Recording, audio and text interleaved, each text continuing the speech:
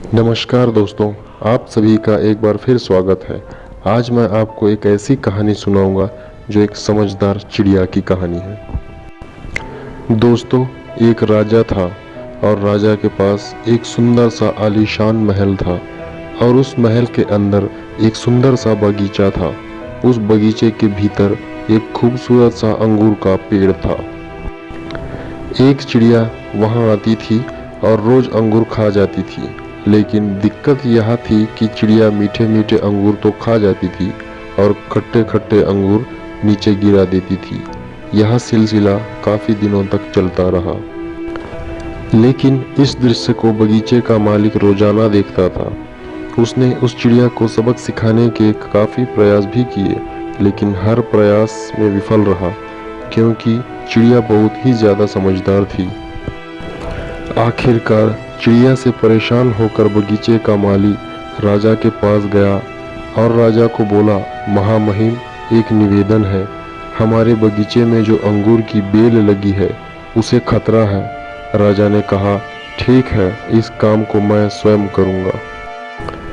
अब राजा पूरे ध्यान से चिड़िया को देख रहा था और मौका मिलते ही राजा ने चिड़िया को पकड़ लिया। अब चिड़िया की समझदारी देखिए। उसने राजा को कहा कि राजा साहब, मुझे छोड़ दीजिए, मैं आपको 4 ज्ञान की बातें बता सकती हूँ। राजा ने बोला, ठीक है, चल बता। पहली यह कि हाथ आए शत्रु को कभी नहीं छोड़ना चाहिए। दूसरी, अनजान बात पर कभी विश्वास नहीं करना चाहिए। तीसरी, जो हो गया उस पर पश्चाताप नहीं करना चाहिए।